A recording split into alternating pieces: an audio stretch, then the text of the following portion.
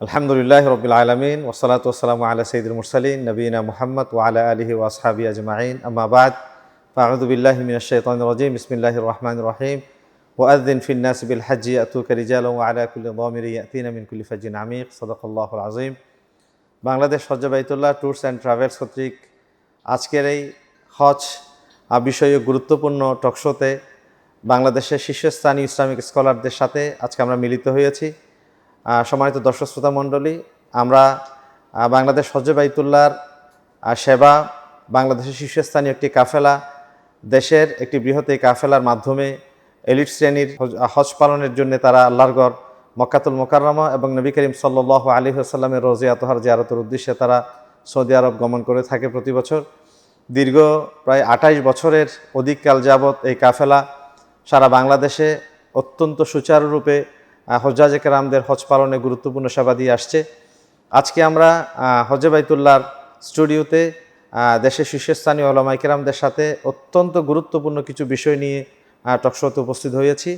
আপনারা দেখতে পাচ্ছেন আমার ডান পাশে যিনি বসে আছেন, ইসলামী ব্যাংক বাংলাদেশ লিমিটেডের দীর্ঘকাল ধরে যিনি চেয়ারম্যান হিসেবে শরিয়া বোর্ডের দায়িত্ব পালন করেছেন, চট্টগ্রাম বিশ্ববিদ্যালয়ের আরবি বিভাগের অধ্যাপক professor doctor Giasuddin Talukdar sir.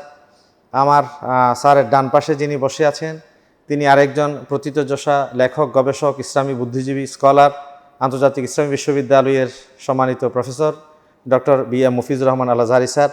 আমি স্যারদের কাছে অত্যন্ত বিনয়ের সাথে গুরুত্বপূর্ণ কিছু বিষয় জানতে চাইব আজকে। প্রথম নাম্বার একটি বিষয় আমি জানতে চাই প্রফেসর ডক্টর গিয়াসউদ্দিন তালুকদার স্যারের কাছে, যে একটি পাবলিক বিশ্ববিদ্যালয়ের তিনি একজন রিনাউন্ড প্রফেসর।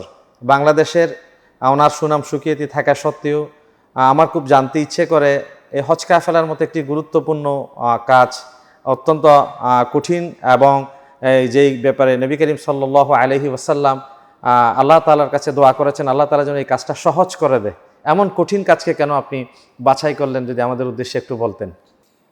ধন্যবাদ সম্মানিত সঞ্চালক মহোদয়, চমৎকার একটি প্রশ্ন আপনি করেছেন এবং চমৎকার একটি উপস্থাপনা আপনি দিয়েছেন। আসলে হ্যাঁ, আপনার মতো অনেকে আমাকে এই প্রশ্নটি করে যে আপনি তো একটা বিশ্ববিদ্যালয়ের শিক্ষক, আপনি কেন এই ধরনের সাধারণত এগুলো যারা ট্রাভেল এজেন্সি আছেন ওনারাই সেটি করে থাকেন। এটার উত্তর হলো, দেখুন, হজ যখন ফরজ হয় সর্বপ্রথম নবী করিম সাল্লাল্লাহু আলাইহি ওয়াসাল্লাম হাজিদেরকে ব্যক্তিগতভাবে ছেড়ে দেননি। তিনি হযরত আবু বকর রাদিয়াল্লাহু আনহুর নেতৃত্বে একটি কাফেলা প্রেরণ করেছিলেন, আর এর পরের বছর স্বয়ং নবী করিম সাল্লাল্লাহু নেতৃত্বে ১৬ লক্ষ সাহাবা ইকরামের একটি বিশাল কাফেলার নেতৃত্বে দিয়েছিলেন নবী করিম সাল্লাল্লাহু আলাইহি ওয়াসাল্লাম। সুতরাং হজ এত গুরুত্বপূর্ণ যে কোরআনে একটি সুনির্দিষ্ট সূরা আছে এবং সর্বশেষ বিধান হচ্ছে হজ। এবং আমরা জানি যে এই হজের পরপরই কিন্তু নবী করিম সাল্লাল্লাহু আলাইহি ওয়াসাল্লাম আল্লাহ তাআলা ডাকে সাড়া দিয়ে চলে গিয়েছেন এবং কোরআনের সর্বশেষ আয়াতও কিন্তু নাজিল হয়েছে এই হজে। এবং এই হজ কাফেলাটা আসলে আমরা যদিও ব্যক্তিগতভাবে সেটি করছি, কিন্তু এটা মূল দায়িত্ব হচ্ছে সৌদি সরকারের এবং বাংলাদেশ সরকারের, এগুলো একটা সরকারি দায়িত্ব। তো এই যে সরকারকে একটা সহযোগিতা করা এবং এটা আমাদের দেশের ভাবমূর্তি উজ্জ্বল করার ক্ষেত্রে একটা গুরুত্বপূর্ণ ভূমিকা কিন্তু সেটি রাখে। সেজন্যে মানুষ যাতে দৈনিক 5 বার আমরা নামাজ পড়ি, এরপর নানা প্রশ্ন থাকে। আমরা প্রতি বছর একবার রোজা রাখি, প্রতি বছর যাকাত দেই, কিন্তু হজ হয় জীবনে একবার, যার ফলে অনেক প্রশ্ন থাকে, অনেক অজানা বিষয় থাকে। তো এই সব বিষয়ে মানুষকে সহযোগিতা করার জন্য মূলত এখানে আসা। আর আপনি তো জানেন যে আমি সৌদি আরবে কিং সাউদ ইউনিভার্সিটির ছাত্র। আমি সেই 91-এই সর্বপ্রথম আমি হজ করেছি। তো সেই থেকে হাজিদের এই সেবা করতে পারার একটা কৌতূহল, একটা আগ্রহ, ইচ্ছে আমার মাঝে কাজ করছিল। আল্লাহ তাআলা সেই সুযোগ দিয়েছেন। স্যার আপনি আলহামদুলিল্লাহ। আমি professor doctor B M. Mofizur Rahman Al Azhari স্যারের কাছে একটু জানতে চাইব, যেটুকু আমি শুনেছি, জনশ্রুতি আছে আপনার ব্যাপারে, আপনি প্রায় এক যুগের অধিককাল ধরেই এই হজে বাইতুল্লাহর মাধ্যমে আল্লাহর ঘর খানে কাবায় হজ করার সুযোগ পেয়েছেন, হজ্জাজে কেরামদের সেবা করার সুযোগ পেয়েছেন। আপনি এক্সট্রাঅর্ডিনারি কি পেয়েছেন এখানে, বা কেন আপনি এখানে এই কাফেলাকে বাছাই করলেন, বা আপনি কি সেবা দিয়ে খুশি হয়েছেন বা ধন্য মনে করেন নিজেকে, একটু যদি আপনি। প্রথমত আল্লাহ সুবহানাহু ওয়া তাআলা শুকরিয়া আদায় করছি, যিনি একাধিকবার বা অনেকবার হজ করে তৌফিক দান করেছেন। এটি সত্যি বিরল সৌভাগ্য বলতে হয় আমার জন্যে। তারপর হজ্জে বাইতুল্লাহর শুকরিয়া আদায় করছেন, ধন্যবাদ দিচ্ছি। হজ্জে বাইতুল্লাহর মাধ্যমে আল্লাহ পাক আমাকে সুযোগ দান করেছেন। এই দীর্ঘ বছর প্রায় 1 যুগ ধরে হজ্জে বাইতুল্লাহর সাথে হজ করার মাধ্যমে আমার কাছে যে বিষয়টি সবচেয়ে বেশি ভালো লেগেছে, সেই বিষয়টি হচ্ছে এই কাফেলার যিনি পরিচালক রয়েছেন, তিনি আমাদের সামনে এখন রয়েছেন। মূলত তিনি বহুমাত্রিক প্রতিভার অধিকারী। তো তার সান্নিধ্যে থাকাটা একটা সৌভাগ্যের ব্যাপার। মূলত এই কাফেলার মূল আকর্ষণ হচ্ছেন ডক্টর গিয়াসউদ্দিন তালুকদার। তার উপস্থাপনা, তার চিন্তাধারা, তার ব্যবস্থাপনা সব কিছু মানুষকে আকৃষ্ট করে। আলহামদুলিল্লাহ, এটা আল্লাহর বড় নেয়ামত তার উপরে। আমরা দোয়া করছি আল্লাহ পাক তার এই যোগ্যতা আরও বাড়িয়ে দিন। দ্বিতীয় কথা, কেমনটি বলা হলো যে এটা আসলে একটা আলেমদের মিলন মেলা, বাংলাদেশে বিদগ্ধ আলেমদের মিলন মেলা। এটাও এই কাফেলার একটা বড় ধরনের একটা বৈশিষ্ট্য, যেটা হয়তো অন্যত্র খুব একটা বেশি পাওয়া যাবে না হয়তো বা। তো এই আলেমদের মাধ্যমে যাতে করে হাজিরা সবচেয়ে বিশুদ্ধভাবে হজ আদায় করতে পারেন, সেই ব্যবস্থাপনা করা হয়, সেই চেষ্টা করা হয়। একই সাথে হজ পরবর্তী জীবনে যেন হাজিদের জীবনে মানে হজের রেখাপাত ঘটতে পারে, এই জন্য এই আলেমদের মাধ্যমে তাদেরকে বিভিন্ন আলোচনা করা বা তাদের দৃষ্টিভঙ্গিগুলোকে, মনোবৃত্তিকে পরিবর্তন করে দেওয়ার মতো নানা ধরনের উদ্যোগ বা প্রকল্প গ্রহণ করা, এটাও এই কাফেলার একটি অন্যতম বৈশিষ্ট্য বলতে হয়। তৃতীয়ত, আমি লক্ষ্য করেছি যে এই কাফেলার যিনি পরিচালক রয়েছেন ডক্টর গিয়াসউদ্দিন তালুকদার স্যার, তিনি কখনোই বাজেট চিন্তা করেন না। তার মূল চিন্তা হচ্ছে হাজিদের সেবা করা, হাজিরা যদি খুশি হয়, কেউ যেন কষ্ট না পায়, সেটা খাবার দাবারের ব্যাপার হোক, যে কোনো বিষয় হোক, যখন যা প্রয়োজন তিনি বাজেটের চিন্তা না করে সেই দিকে তিনি মনোযোগ দিয়ে থাকেন। হাজিদের যে সেবার যে সর্বোচ্চ গুরুত্ব প্রদান করা, হাজিদের বিষয়টিকে সবচেয়ে প্রায়োরিটি দেওয়া, বাজারের চিন্তা না করে, এটা একটা বিশাল ব্যাপার। এটা হয়তো খুব কমই পাওয়া যেতে পারে। এই বিষয়গুলো আমাকে খুব আকৃষ্ট করে এবং আমার ভালো লাগে সহজ কথায়। ধন্যবাদ স্যারকে। অত্যন্ত চমৎকার স্যার বলেছেন। ইসলামের 5টি স্তম্ভের অন্যতম একটি গুরুত্বপূর্ণ বিধান হজ। এটা আপনি বিশ্ববিদ্যালয়ের একজন এত বড় প্রফেসর হওয়া সত্ত্বেও এই কাজটা আঞ্জাম দিয়ে যাচ্ছেন দীর্ঘ প্রায় 28 বছর ধরে। নিঃসন্দেহে আমার বিশ্বাস আপনার মাধ্যমে জাতি উপকৃত হচ্ছে। 2 নম্বর আরেকটি বিষয় আমি আপনার কাছে জানতে চাই। এই বছর সম্ভবত আমি যেটুকু আমার কাছে তথ্য আছে, প্রায় 450-র অধিক হাজি হজ্জে বাইতুল্লাহর মাধ্যমে আল্লাহর ঘর খানায় কাবায় গিয়ে হজ করার তারা সুযোগ পেয়েছে। তো এই 450-র অধিক হজ্জাজে কেরামদের ভেতরে আমি যেটুকু জানি যে ডাক্তার, ইঞ্জিনিয়ার, অভিজাত শ্রেণী, সচিব, মোক্তার, আমলারা অনেকেই আপনার সাথে হজ করেছে। তো বাংলাদেশে হাজার হাজার কাফেলা, শত শত কাফেলা থাকা সত্ত্বেও আপনার কাফেলাকে কেন তারা হজ করার জন্য বাছাই করেছে, এ বিষয়ে আমার খুব জানতে ইচ্ছে করে। ধন্যবাদ আপনাকে। এটা আর একটি কঠিন প্রশ্ন। অবশ্য যারা যান ওনারাই ভালো জানেন কেন যান। তবে আমার মনে হয় তো এলিট শ্রেণী যেটা আপনি বললেন, যেহেতু আমি একটা বিশ্ববিদ্যালয়ের নগণ্য শিক্ষক, সেই জন্য শিক্ষকরা যায়। এবং আপনারা জানেন যে আমি চট্টগ্রাম মেডিকেল কলেজে প্রায় 12 বছর, না 14 বছর আমি খতিব ছিলাম, যার ফলে সেদিকে ডাক্তাররা যায়। আর আরেকটা হচ্ছে আমি সিডিএ মসজিদে খতিব হওয়ার কারণে সেখানে জুমার খুতবাগুলো বিভিন্ন মিডিয়াতে সেখানে প্রচার হয়। এছাড়া আরও নানাবিধ সামাজিক কাজে ব্যস্ত থাকার কারণে আমার মনে হয় এটি হতে পারে। আরেকটা হচ্ছে আমরা আলেম ওলামাদেরকে নেওয়ার চেষ্টা করি এবং হজের প্রতিটি কাজ সুচারুরূপে, বিশেষ করে বিদগ্ধ যারা শীর্ষস্থানে আলেম ওলামা, তারা কিন্তু চমৎকার একটি হজ যাতে হয়, তাদের যে একটা কন্ট্রিবিউশন, তাদের যে বিভিন্ন যুগোপযোগী বিষয়ের উপর আলোচনা এবং জুমার খুতবারগুলো আলোচনা সেখানে হয়। আর এগুলো আবার ওই যে আজকাল তো সব মিডিয়ার যুগ, তো মিডিয়াতে সবগুলো ছড়িয়ে পড়ে, আমার মনে হয় সেটি একটা কারণ হতে পারে। যে এত বিশাল সংখ্যক একটি আলেমের বহর হজ কাফেলার সাথে ওনারা আল্লাহর ঘরে গিয়ে হজ করার সুযোগ পান। তো আমি যেটুকু জানি প্রায় ডজন কানিকের চেয়ে বেশি দেশের শীর্ষস্থানীয় উলামায়ে কেরাম প্রতি বছর এই কাফেলার মাধ্যমে আল্লাহর ঘরে গিয়ে হজ করার সুযোগ পান।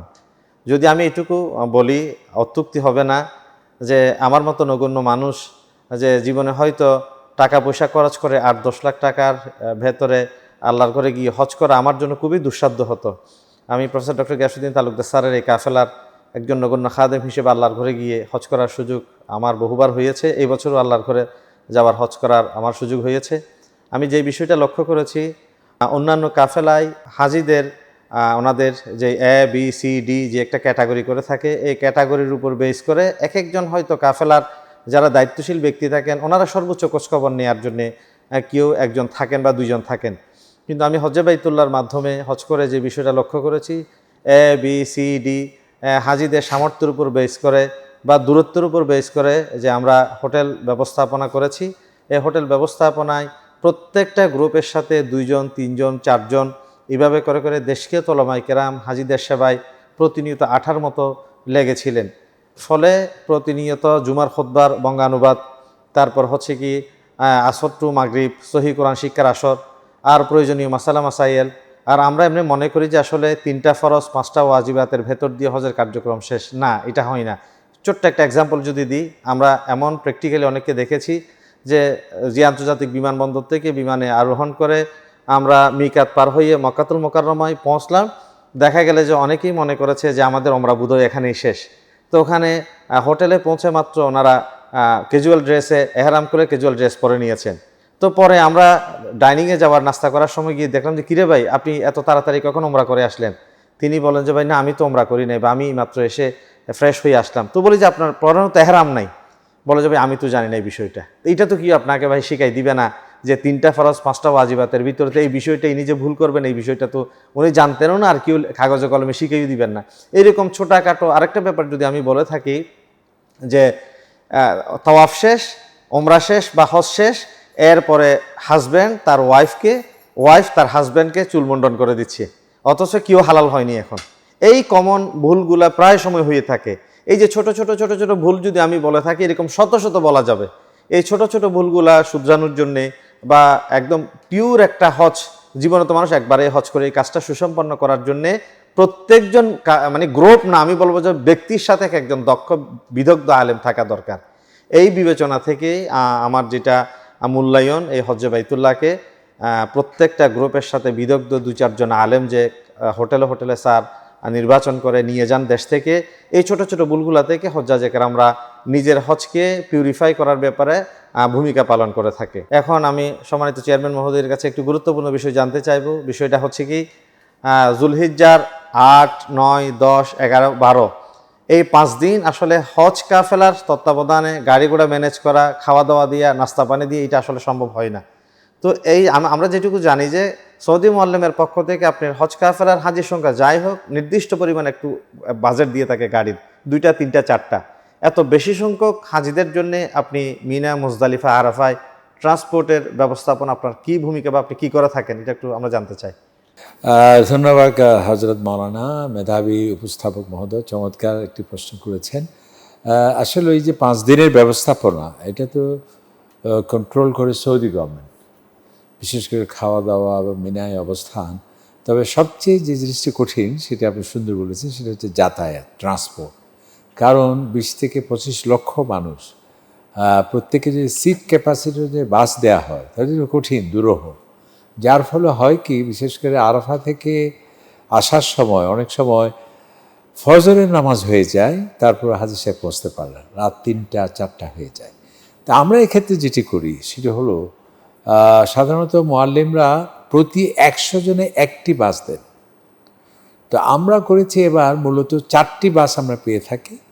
আমরা আরও 4টি অতিরিক্ত বাস ভাড়া করেছি, প্রায় 1,30,000, আবার প্রায় 1.5 লক্ষ রিয়ালের দিয়ে আমরা 4টি স্পেশাল বাস ভাড়া করেছি। মুআল্লিমের বাইরে বাইরে বাইরে 1.5 লক্ষ রিয়াল খরচ করে। এই 1.5 লক্ষ রিয়াল সমান বাংলাদেশে কত টাকা হয় সেটা যদি আমরা প্রায় 55 থেকে 60 লক্ষ হতে পারে। তো এটি হওয়াতে হয়েছে কি, আমরা সিট ক্যাপাসিটিতে বসেছি। এমনকি আপনি আমাদের সাথেই ছিলেন, গতবারও ছিলেন। আমরা এবার এশার নামাজের আগেই মুজদালিফায় চলে আসছি। তখন মুজদালিফায় কেউ আসেও না, আমার মনে হয় সর্বোচ্চ 6 থেকে 7 হাজার মানুষ আসছে, ওই সময় আমরা পৌঁছে গেছি। তো এটি আল্লাহ তাআলার মেহেরবানি। তবে এটা একটা ব্যয়বহুল, এটা আবার সবার পক্ষে হয়তো বা এটা কঠিনও হতে পারে, আমরা সেটা করে থাকি আর কি, আলহামদুলিল্লাহ। বাংলাদেশ হজ্জে বাইতুল্লাহ ট্যুরস অ্যান্ড ট্রাভেলস বাংলাদেশের একটি শীর্ষস্থানীয় হজ কাফেলা। এই কাফেলার মাধ্যমে বাংলাদেশের অভিজাত শ্রেণীর হজ্জাজে কেরামরা আল্লাহর ঘরে গিয়ে হজ করার সুযোগ পেয়ে থাকেন। এই বছরও প্রায় 450 অধিক হুজ্জাজে কেরাম আল্লাহর ঘরে গিয়ে হজ করে তারা দেশে ফিরে এসেছেন সুস্থতার সাথে, নিরাপত্তার সাথে। আমি সম্মানিত মুআল্লিম, আমার জানা মতে আপনি প্রায় 34 বারের অধিক আল্লাহর ঘরের মেহমান হয়েছেন। তো হজ্জে বাইতুল্লাহর মাধ্যমে আপনি যে আল্লাহর ঘরে এতবার যাওয়ার সুযোগ পেয়েছেন বা হাজিদের সেবা করার সুযোগ পেয়েছেন, আমি বিনয়ের সাথে আপনার কাছে জানতে চাই যে হজ্জাজে কেরাম আল্লাহর ঘরে গিয়ে প্রায় 40 থেকে 45 দিন পর্যন্ত অবস্থান করে থাকেন। এই দীর্ঘ সময় ওনারা দেশে থাকলে কত ব্যস্ত থাকেন, কত ঝামেলার ভিতরে সময় কাটান, এই 45 দিন সময় ওনারা কীভাবে অতিবাহিত করেন বা হজ্জে বাইতুল্লাহর কী প্ল্যান তাদেরকে এই 45 দিন সময় অতিবাহিত করার, আপনি যদি একটু আমাদেরকে জানাতেন। আলহামদুলিল্লাহ রাব্বিল আলামিন ওয়াসসালাতু ওয়াসসালামু আলা নবিয়িনা মুহাম্মদ ওয়া আলা আলিহি ওয়া আসহাবিহি আজমাইন। ফাআউযু বিল্লাহি মিনাশ শাইতানির রাজিম। ওয়ালিল্লাহি আলান নাসি হজ্জুল বাইত মান ইসতাতাআ ইলাইহি সাবিলা। সাদাকাল্লাহুল আযীম। বাংলাদেশ হজ্জে বাইতুল্লাহর অধীনে আমরা, আপনি যে প্রশ্ন করেছেন 40 থেকে 45 দিন আমরা কিভাবে সময়টা আমাদের অতিক্রম হয়, আমাদের বাংলাদেশ হজ্জে বাইতুল্লাহর অধীনে প্রায় 10 থেকে 15 জন আমাদের বড় বড় বাংলাদেশের শীর্ষস্থানীয় ওলামায়ে কেরামরা হাজিদের সাথে থাকেন। আর প্রতিবারেই তো আমাদের 400-র উপরেই আমাদের হাজি সাহেব মহিলা পুরুষ হাজিরা থাকেন। এখানে বিভিন্ন প্যাকেজ, বিভিন্ন গ্রুপে আমাদের হাজিরা অবস্থান করে থাকেন। তো ওই সময়ের মধ্যে আমরা গুরুত্বপূর্ণ ফরজ, ওয়াজিবাত, মুস্তাহিব্বাত এগুলো ছাড়াও আমাদের কিছু কর্মসূচি থাকে বাংলাদেশ হজ্জে বাইতুল্লাহর অধীনে। আমাদের সম্মানিত চেয়ারম্যান মহোদয় ডক্টর আল্লামা গিয়াসউদ্দিন তালুকদার সাহেব, ইনি আমাদের ওলামায়ে কেরামদের মাধ্যমে হাজিদের বিভিন্ন শিরিক বেদাতের উপর গুরুত্বপূর্ণ টপিকস, সাথে সাথে কোরআন শিক্ষা, সহিহ কোরআন শিক্ষার বিষয় এবং মক্কা মদিনায় ওখানে মিউজিয়াম যেগুলো আছে এগুলো পরিদর্শন, সাথে সাথে মক্কা শরীফের স্মৃতি বিজড়িত স্থানগুলো আমরা পরিদর্শন করাই হাজিদেরকে। হ্যাঁ, ইবাদতের একটা চার্ট থাকে, কোন দিন কিভাবে হয়। এখানে আমরা হাজিদেরকে বিভিন্ন স্মৃতি বিজড়িত স্থান, যেমন আমরা জারানা বা জোয়ারানা যে মসজিদ, এটা জিয়ারত করা, করিডোর মানাজিল এটা জিয়ারত করা, দেখা, এবং সাথে সাথে আমাদের তায়েফ স্মৃতি বিজড়িত স্থানগুলো ওখানে থাকা, তারপরে জেদ্দার স্মৃতি বিজড়িত স্থানগুলো ওখানে দেখা, এই সমস্ত কাজগুলো আমাদের কর্মসূচিতে থাকে। সাথে সাথে আমাদের আরও পরিকল্পনা থাকে যে ওখানে আমাদের কোরআন খতম দেওয়া, হাজিদেরকে যারা কোরআন শিখতে পারে না তাদেরকে একটা কর্মসূচি দেওয়া, বিভিন্ন কোরআন সুন্নাহ ভিত্তিক বিভিন্ন বই আমরা দিয়ে থাকি, যেগুলো শিষ্য আলেমদের লিখনি বইগুলো, গুরুত্বপূর্ণ বইগুলো যেগুলো হাজিরা পাঠের মধ্যে থাকে।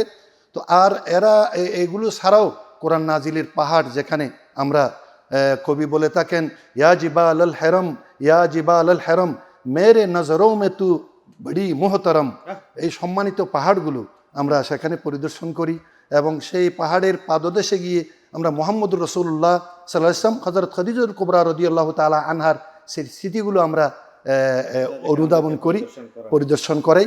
এই 41 দিন 40 দিন আমরা এইভাবে সময়টা অতিবাহিত করি। হাজিরা সম্মানিত হজ্জাজে কেরাম যারা আল্লাহর ঘরে যাওয়ার হজ করার নিয়ত করেছেন, আমি আপনাদের কাছে একটি বিষয় আবদার করতে চাই। আমরা আমাদের মা বাবার, আমরা আমাদের পূর্বপুরুষদের রেখে যাওয়া বিল্ডিং, সম্পদ বা তাদের বিভিন্ন উপকরণাদি আমরা ভোগ করে থাকি। আমাদের ভিতরে এমন অনেকজন আছেন যারা আল্লাহর ঘরে গিয়ে হজ করার, ওমরা করার জীবনের সুযোগ পাননি। এই জন্যে বদলা হজ কিন্তু একটা গুরুত্বপূর্ণ ব্যাপার। যারা হজ করতে পারেননি, নবী করিম সাল্লাল্লাহু আলাইহি ওয়াসাল্লাম বলেছেন, সে কি সামর্থ্য থাকা সত্ত্বেও হজ না করে যে মারা গেল, সে কি ইহুদি হয়ে মারা গেল না নাসারা হয়ে মারা গেল আমি জানি না।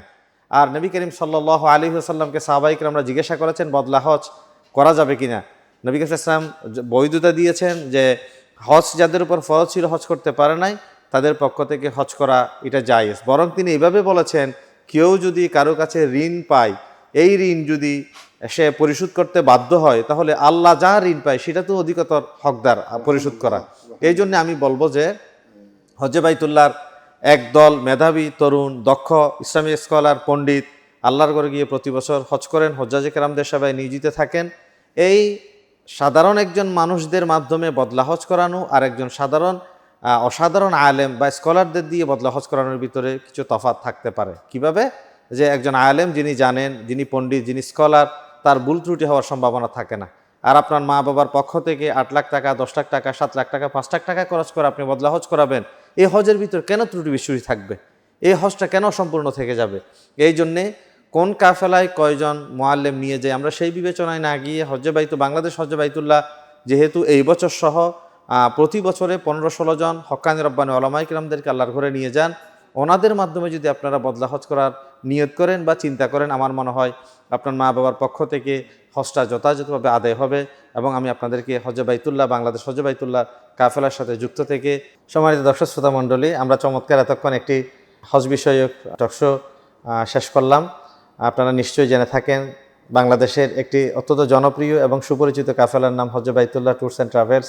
চট্টগ্রামের আমাদের যে অফিসটা সেটা সানমার 1 ফ্লোর 4। আমরা নিয়মিত হাজিদের সেবা, রেজিস্ট্রেশন এবং 2027 সালের হাজিদের সর্বোচ্চ সেবা দেওয়ার লক্ষ্যে একদল বিশেষজ্ঞ আলেম এবং মাঠ পর্যায়ের কর্মীরা কাজ করে যাচ্ছে। আপনিও যদি আল্লাহর ঘরের মেহমান হতে চান, হজে বাইতুল্লাহকে আপনি আপনার সঙ্গী হিসেবে বাছাই করতে পারেন। আমাদের সাথে আপনি যদি আসেন, এই কথা আমরা নিশ্চিতভাবে বলতে পারি, সুস্থতার সাথে, নিরাপত্তার সাথে এবং শরিয়ার বেসড ওলামায়ে কেরামদের মাসালা মাসাইল জানার মাধ্যমে, সহিহ কোরআন শিক্ষা জানার মাধ্যমে আপনি 40 থেকে 45 দিন পর্যন্ত সময় কাটিয়ে একজন পরিপূর্ণ মুমিন বেগুনাহ মাসুম হয়ে আল্লাহর ঘর থেকে ফিরে আসার সুযোগ পাবেন বলে আমি বিশ্বাস করি। আজকে এতক্ষণ পর্যন্ত আপনারা আমাদের সাথে ছিলেন। ধন্যবাদ সকলকে। আসসালামু আলাইকুম ওয়া রাহমাতুল্লাহি ওয়া বারাকাতুহু। আইইউবি মিডিয়া, অপসংস্কৃতি মুক্ত আধুনিক ভিডিও সেন্টার।